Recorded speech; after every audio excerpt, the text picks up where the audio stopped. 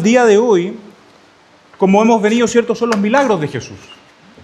Y particularmente hoy día vamos a abrir la Escritura en Juan 6, el Evangelio según Juan, capítulo 6. Y vamos a estar viendo desde el versículo número 1.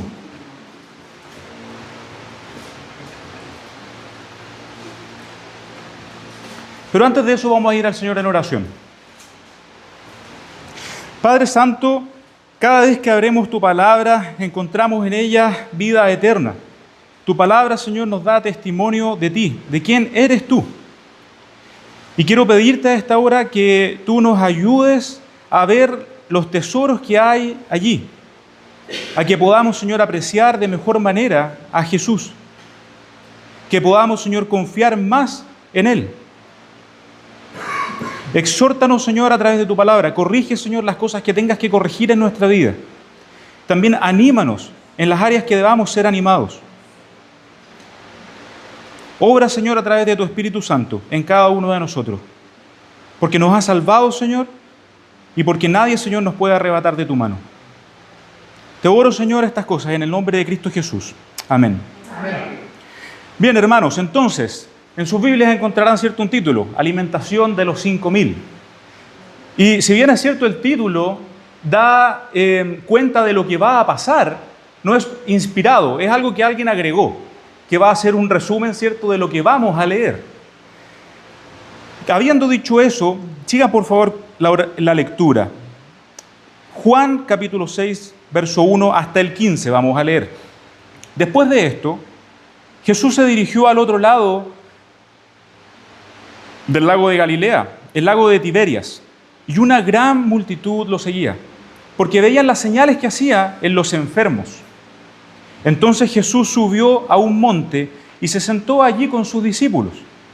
Ya estaba cerca la Pascua, la fiesta de los judíos. Cuando Jesús alzó la vista y vio que una gran multitud se acercaba a él, le dijo a Felipe: ¿dónde compraremos pan para que estos coman? Pero decía esto para ponerlo a prueba, pues él ya sabía lo que estaba por hacer. Felipe le respondió: ni 200 días de sueldo bastarían para que cada uno de ellos recibiera un poco de pan. Andrés, que era hermano de Simón Pedro, y uno de sus discípulos, le dijo: aquí está un niño que tiene 5 panes de cebada y 2 pescados pequeños. ¿Pero qué es esto para tanta gente?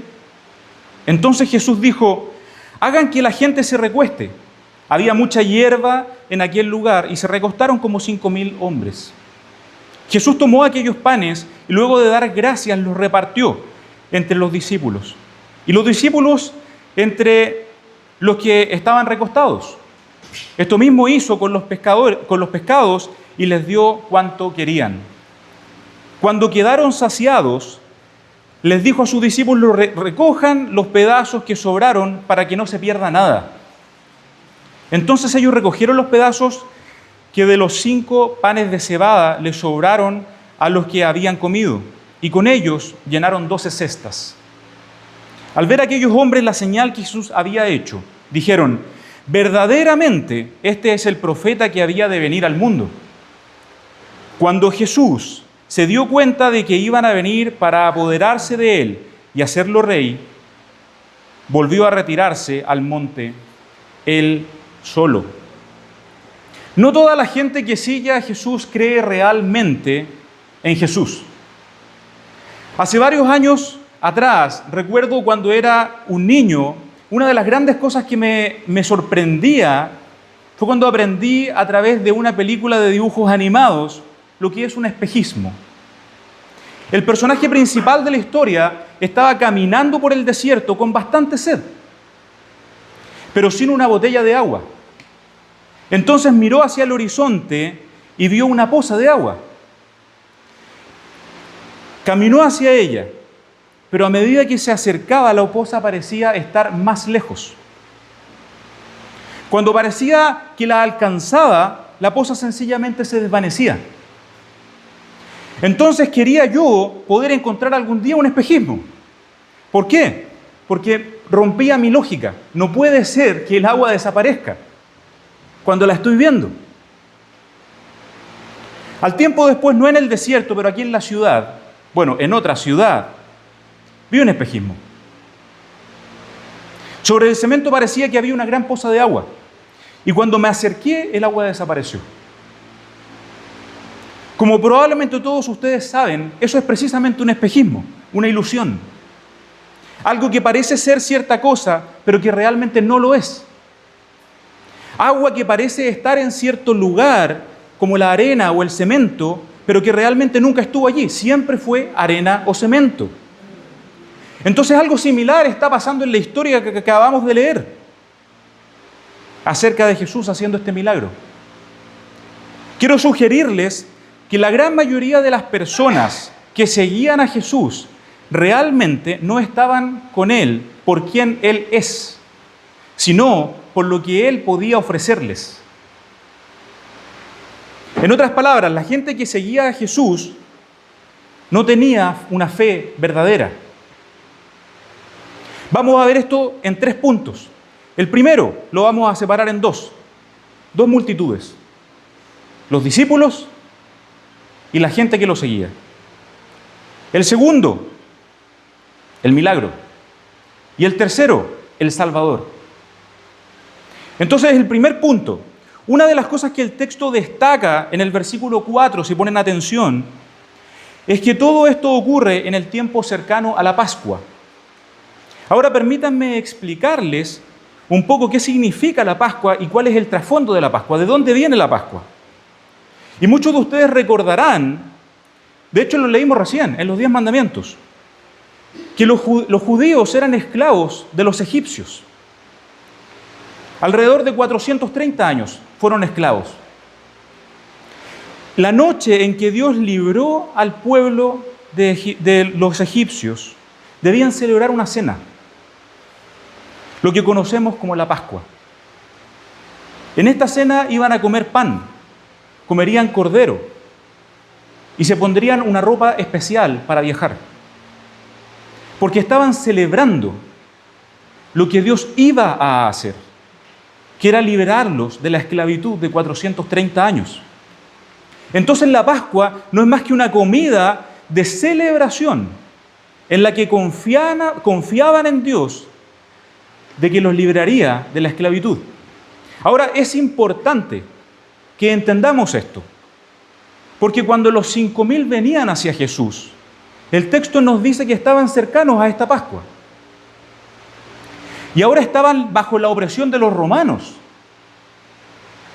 El hecho de que Jesús esté realizando milagros asombrosos, como el que vimos la semana pasada, ¿se acuerdan cuál era?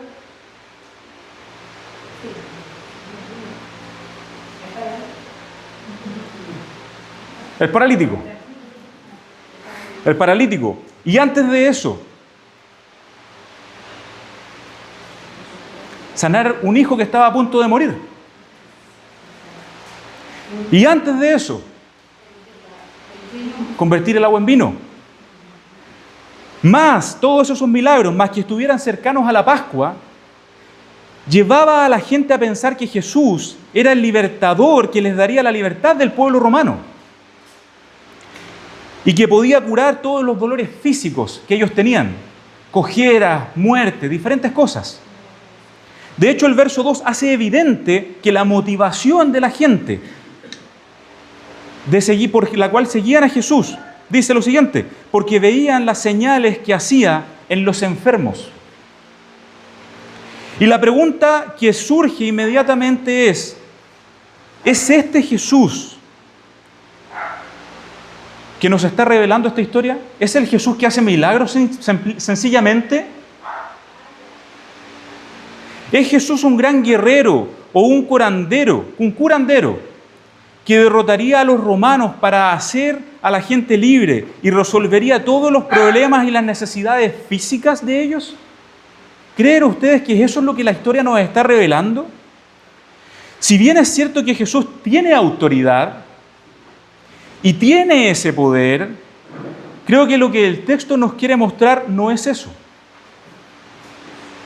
Por el contrario, me parece que el texto desde temprano está haciendo evidente que ellos tenían una razón equivocada para seguir a Jesús. Y nos enseña lo siguiente: es posible seguir a Jesús como alguien que puede hacer milagros. Y podemos caer en un error, podemos estar siguiendo a Jesús por las razones incorrectas. Y dado que el texto está haciendo evidente esto desde temprano, permítanme preguntarle a ustedes: ¿por qué están siguiendo a Jesús? ¿Qué es lo que ven en Él? Muchos de los que estamos aquí hoy día asistimos cada domingo, y eso está muy bien. Pero si es la única razón por la que venimos al culto, estamos muy mal. Entonces no somos diferentes de la multitud que está siguiendo a Jesús en esta historia. Es bueno que nos preguntemos por qué estoy aquí. Los 5.000 estaban buscando a un gran profeta que hacía milagros asombrosos y que podía liberarlos. En esta historia, el problema no es que la gente busque a Jesús, sino por qué lo busca. Y eso nos lleva al segundo grupo que encontramos en la historia. Una característica que podemos encontrar en la Escritura, a lo largo de toda la Escritura, desde Génesis hasta Apocalipsis, es que quienes son hijos de Dios, o dicho de otra forma, son verdaderos creyentes, siempre están bajo el cuidado del Dios Todopoderoso. No importa en medio de la situación en la que se encuentren o nos encontremos, el Padre siempre nos está cuidando. Cuando solamente leemos la historia en el Evangelio según Juan, la que acabamos de leer, da la idea de que no transcurrió mucho tiempo entre que Jesús y sus discípulos bajaron de la barca. Lo que estaba pasando, modo de resumen, venían, ¿cierto?, del otro lado del lago, vinieron en barca y se bajaron de la barca. La gente que los seguía, los 5.000, no vinieron en barca, sino que lo rodearon caminando. Por tanto, Jesús y sus discípulos llegaron antes que la gente que los seguía.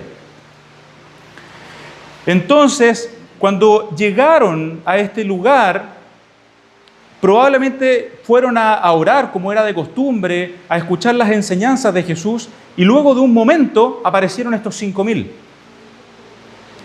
Cuando leemos los sinópticos, o sea, ¿cuáles? Mateo, Marcos, Lucas, podemos entender de mejor manera lo que está pasando. Que llegaron Jesús y sus discípulos antes que la gente que estaba aquí, los 5.000. Y había pasado algo muy importante. Jesús había enterado recién junto a sus discípulos que habían asesinado a su primo. ¿Alguien recuerda cuál era el primo? Juan el Bautista. Juan el Bautista. Entonces, probablemente, una de las razones por las que Jesús estaba viniendo a este lado junto con sus discípulos era recuperarse del dolor que había sentido por la pérdida de su primo. Habían asesinado a un cristiano.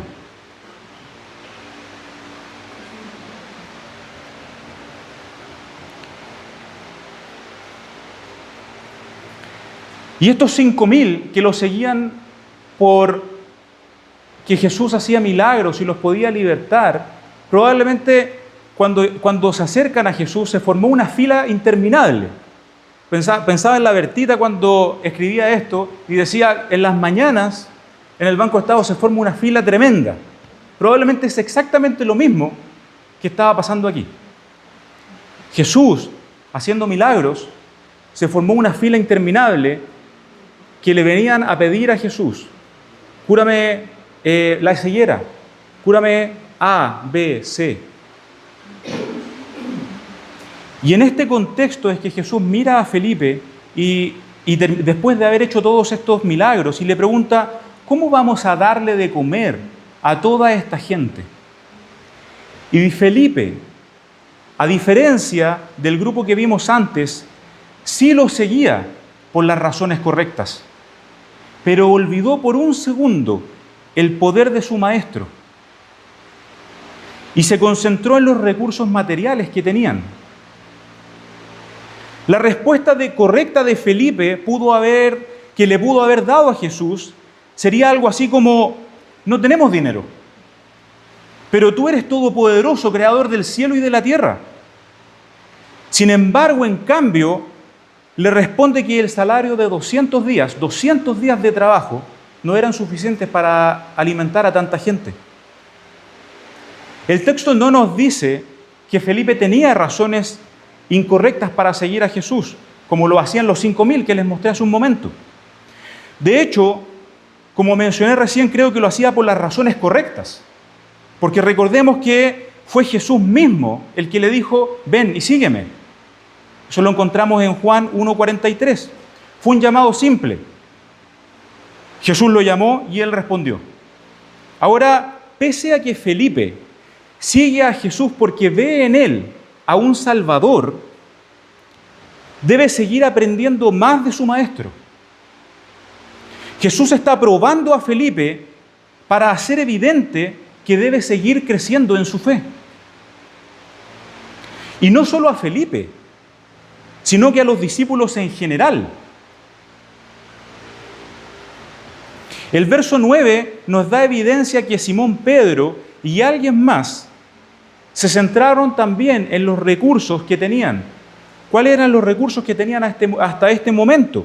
El dinero, y ahora se sumaban 5 panes y 2 peces para alimentar a los 5.000. Hace calor aquí adelante. Creo que la interacción de Jesús con Felipe es importante, porque nos revela que aún siendo creyentes, sabiendo quién es realmente Jesús, podemos fallar de confiar en Él.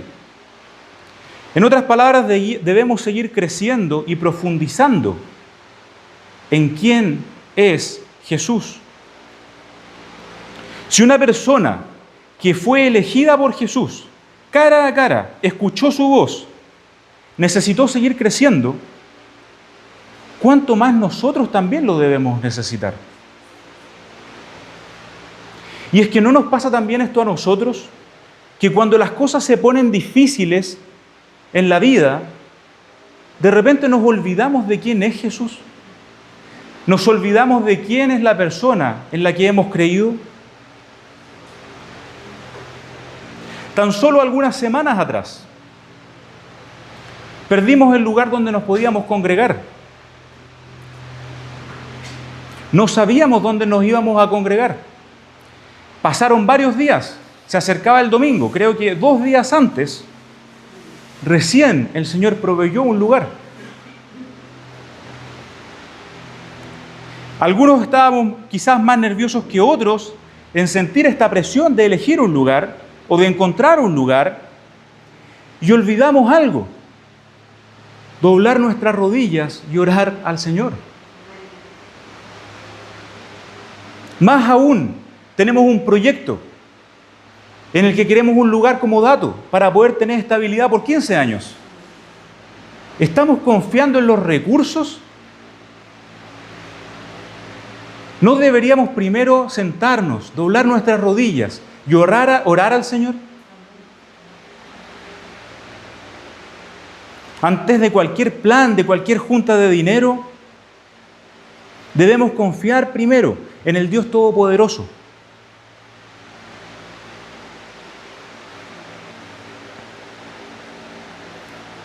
Entonces tenemos 2 grupos hasta el momento. Ahora pasemos a otra parte, el milagro propiamente tal. No hay tantos detalles específicos de cómo fue que pasó el milagro. De hecho, cuando vemos sencillamente lo multiplicó, dice Juan, lo repartió. Pero si escuchamos la historia, de repente nos sale esta pregunta, ¿cierto? ¿De qué fue lo que pasó? ¿Cómo fue que pasó? Y creo que tomando en cuenta los evangelios según Mateo, Marcos y Lucas, adicionalmente a Juan, podemos tener una historia similar a la siguiente. Le pasaron a Jesús los panes y los peces, y probablemente frente a él pusieron canastas. Pudiéramos sugerir que fueron 12 canastas. ¿Por qué? Porque eran 12 discípulos. Y que cada discípulo le pusieron 12 canastas, Jesús tomó el pan, tomó los peces, dio gracias al Señor y puso un trozo en cada una de las cestas. Entonces cada uno de los discípulos toma una de estas cestas y empieza a caminar, ¿cierto?, a través de los grupos que Jesús había dicho que se sentaran en la ladera y repartiendo esta comida. Y probablemente los discípulos recién se dieron cuenta de que Jesús había hecho un milagro cuando fueron a tomar la cesta y se dieron cuenta que pesaba más que simplemente un pedazo de pan.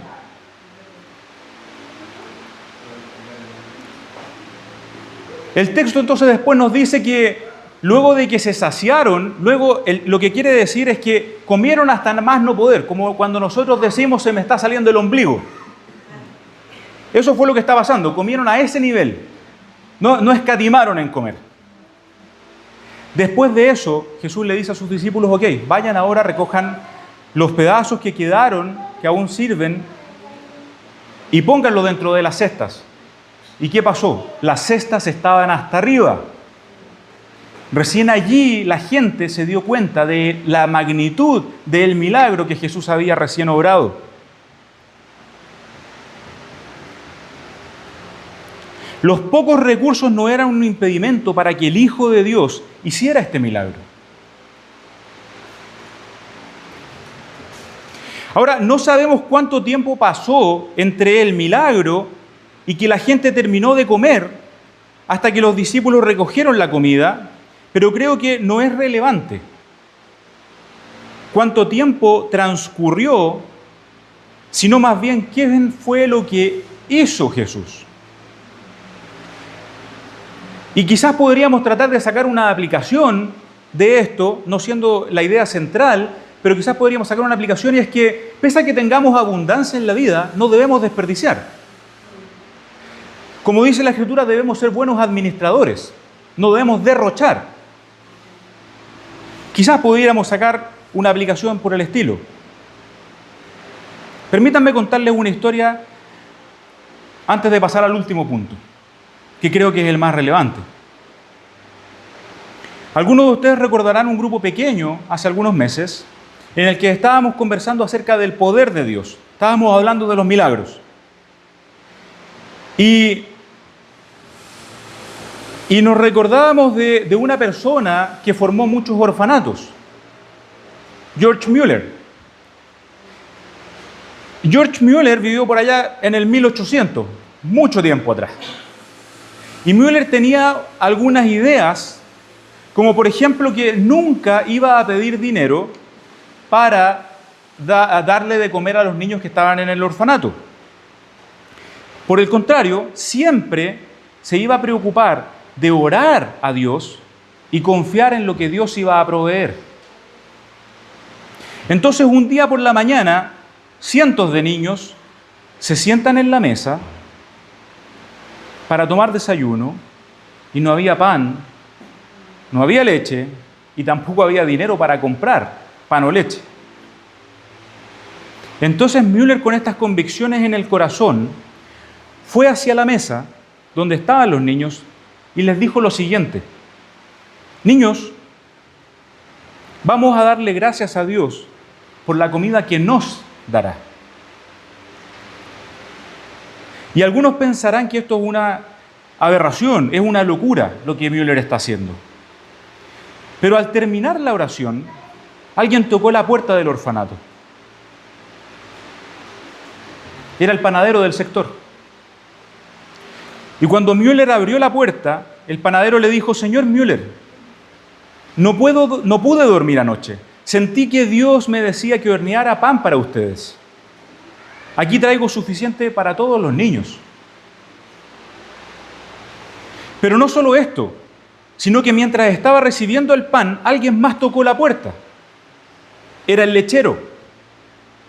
Resulta que la carreta en la que estaba repartiendo la leche se echó a perder, justo afuera del orfanato. Y si no repartía la leche rápidamente, se iba a echar a perder.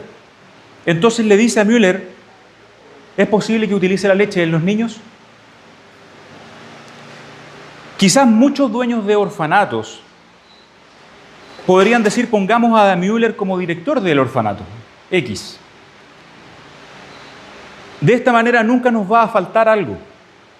Incluso como se acostumbra hoy día, podríamos conmemorarlo levantando un monumento, podríamos ponerle el nombre a alguna calle de la ciudad o simplemente pedirle a Müller que ore por la persona que está necesitada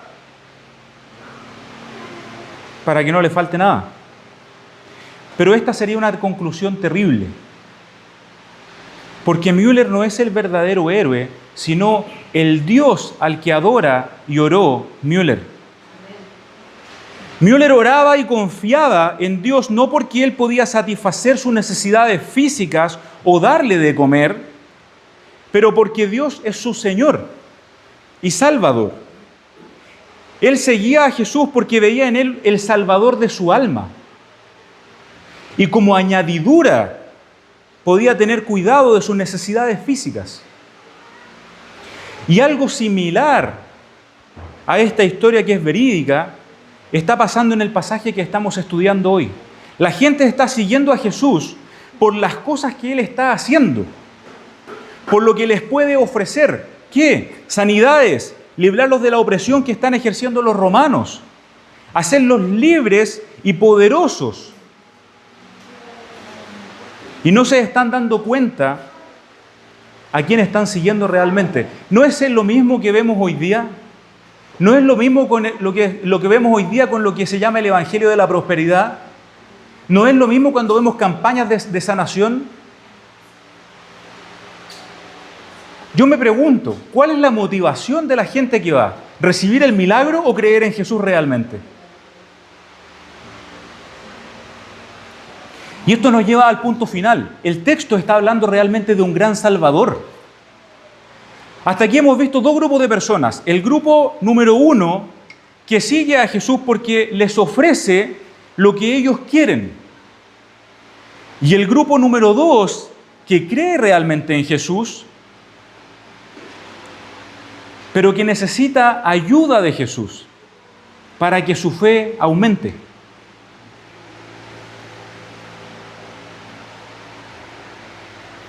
Luego de eso vimos el milagro que Jesús hizo. Y ahora vamos a ver lo que creo que es lo que el texto realmente nos está enseñando y lo que está destacando. Lo más importante, y es que Jesús ese es el Salvador de nuestras almas. El Rey presentado en este texto es el Salvador de nuestras almas. Como dije antes, los domingos pasados hemos visto milagros. Y los vamos a seguir viendo en los domingos que siguen. Pero no nos confundamos. Los milagros tienen un propósito en particular. Mostrarnos que Jesús es el Hijo de Dios. Los milagros no tienen el propósito de producir fe en una persona, sino de revelarnos quién es Jesús. El revuelo y la emoción de querer hacerlo rey, el revuelo y la emoción que había causado en la gente, ver lo impactante de los milagros que Jesús había hecho, lo llevaron a querer hacerlo rey. Pero un rey que los hiciera grandes a ellos y que satisfaciera sus necesidades. Y Jesús no es este tipo de rey. El rey prometido que encontramos en las Escrituras es el Hijo de Dios, que vino al mundo para vivir perfectamente conforme a la ley de Dios, a tomar nuestro lugar en la cruz del Calvario, a resucitar al tercer día, a sentarse a la diestra de Dios Padre y a ofrecernos esta salvación. La intención que tiene la multitud de ponerle la corona a este rey, a Jesús, sin reconocer que Él es el Salvador que daría la vida en una cruz, no era un título que Jesús estuviera interesado en tomar, porque Él no es simplemente un rey terrenal. Él está por sobre todos los reyes que conocemos, está por sobre el presidente de Chile, está por sobre el presidente de Argentina, está por sobre el presidente de Estados Unidos, está por sobre el rey Carlos III. Él es el rey de reyes y el señor de señores. Él utiliza un trono que está en los cielos, no en la tierra. Pero quizás aún puede haber alguno de ustedes que se pregunte por qué debo reconocer a Jesús como un Salvador. Y la Escritura nos enseña que por naturaleza cada uno de nosotros se ha rebelado en contra de Dios. No lo hemos honrado como el creador de todo lo que existe. En cambio, hemos atentado contra su santidad. Y por eso somos merecedores del infierno.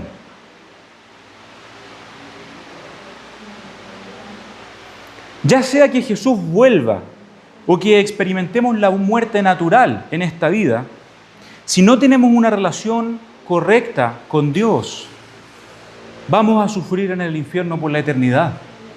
Y esto debería hacernos temblar. Nosotros no nos creamos a nosotros mismos. Los padres no crearon a los hijos en el sentido más estricto. Es Dios quien nos creó. Y debemos honrar al Creador. La única forma de poder hacerlo es relacionarnos con Él, haciendo su voluntad. No solo algunos días, no solamente algunos minutos, no solamente algunas horas, sino que siempre. Pero el problema es que nos presenta la Escritura es que no queremos ni podemos hacer la voluntad de Dios. Porque desde que el pecado entró en el mundo, amamos más el pecado que a Dios. Y es precisamente esta la razón por la que vino este rey. Es precisamente esta la razón por la que Jesús vino. Para darnos una relación correcta con Dios. Él vino para vivir perfectamente de acuerdo a la voluntad de Dios. Nunca pecó, sin embargo, murió en la cruz como si lo hubiese hecho, como un pecador. La cruz es el lugar que tú y yo merecíamos. Pero Cristo la toma en nuestro lugar.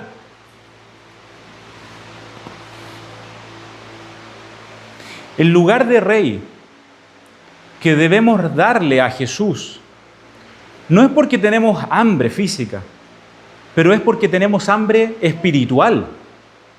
Es porque tenemos una necesidad espiritual. O como dice Mateo, en lo que conocemos como el Sermón del Monte, reconocer que somos pobres en espíritus, necesitados en espíritu.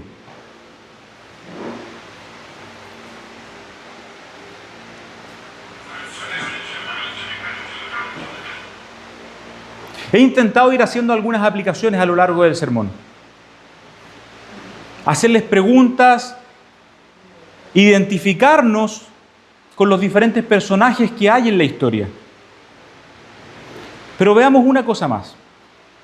Cuando comencé el sermón les conté una historia acerca de los espejismos. La gente que seguía a Jesús creía ver en algo en Él. Creía ver algo en Él. Sin embargo, Él no era lo que ellos esperaban. Cuando te acercas hacia un espejismo, crees que hay agua. Pero cuando llegas al lugar, el agua no está. No la hay. De la misma manera, las multitudes que seguían a Jesús creían encontrar en Él a un libertador político. Alguien que podía saciar todas sus necesidades físicas, fueran hambre o salud. Pero quién Jesús realmente es, no lo pudieron apreciar. Porque como en un espejismo el calor hace que sale como de la tierra y nos hace ver algo que realmente no hay, nuestro corazón que ama más el pecado nubla nuestra mente para poder apreciar realmente la persona de Jesús.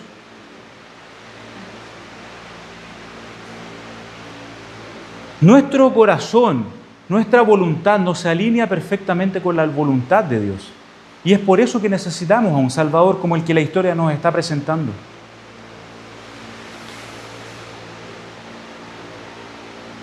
El milagro que Juan nos está narrando aquí es un milagro que nos debe invitar a preguntarnos si es que estamos reconociendo a Jesús como el Mesías que puede tomar nuestro pecado y llevarlo lejos y ponernos en una correcta relación con Dios.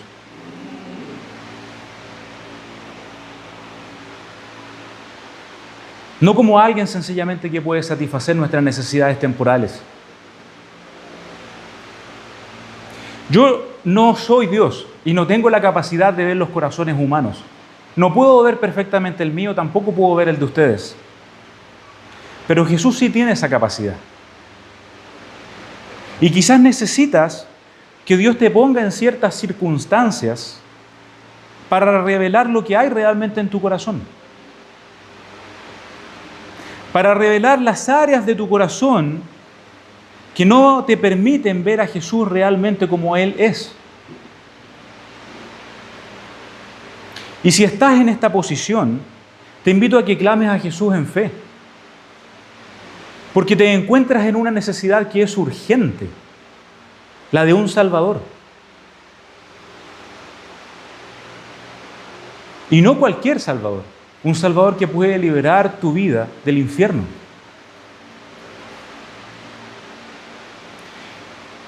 Jesús es misericordioso y es compasivo, y puede y quiere recibirte y salvarte como uno de sus hijos. Pero antes tú debes reconocer que lo necesitas. Debes reconocer a este tipo de rey, no al rey que la multitud está viendo. Ahora, si crees que tienes una relación real con Jesús, entonces estamos en un lugar más seguro, porque pese a que necesitamos seguir creciendo en la fe, Jesús nunca nos va a dejar. Y el día en que debamos comparecer ante el tribunal de Cristo, Él va a decir, nos va a mirar y va a decir: yo tomé tu lugar, yo tomé su lugar. Ven y entra en el reino de los cielos. Pero en tanto vivimos en este lado de la eternidad, en tanto vivimos en este mundo, vamos a seguir experimentando faltas de fe. Vamos a seguir fallando como creyentes. Y necesitamos que Jesús nos haga preguntas como la que le hace a Felipe, para probar nuestra fe. Porque el propósito de la prueba de la fe es que nuestra fe crezca. No es burlarse de nosotros.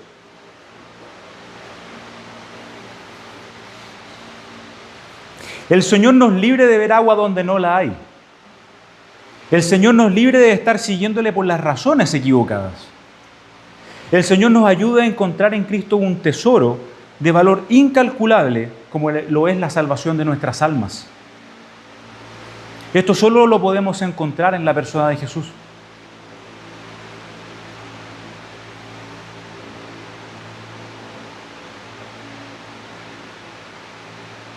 Y finalmente, para concluir, en el Evangelio según Mateo se narra una historia en la que Jesús le pregunta a sus discípulos si saben qué es lo que la gente está diciendo acerca de Él.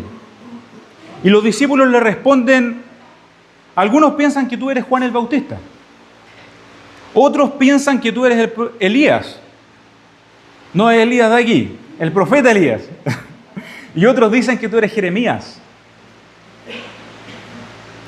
Entonces Jesús hizo una pausa, miró a sus discípulos y les preguntó: ¿quién dicen ustedes que soy yo? Pedro entonces se levantó rápidamente y le dijo: tú eres el Cristo, el Hijo del Dios viviente. Y me gustaría concluir con esa misma pregunta. ¿Quién dicen ustedes que es Jesús? Tengamos un momento de oración.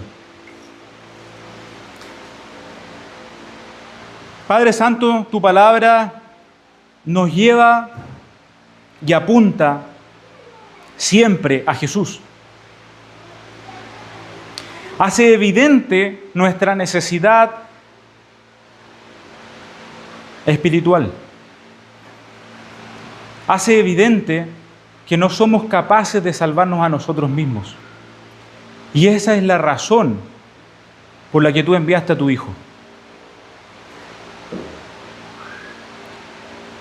Si hay alguien, Señor, que no cree realmente en ti o que te sigue por las razones incorrectas, queremos rogarte que tú le des fe y pueda mirar a este Jesús como el Salvador de su alma. Y a quienes tenemos el privilegio de confiar en ti, haz que nuestra fe crezca.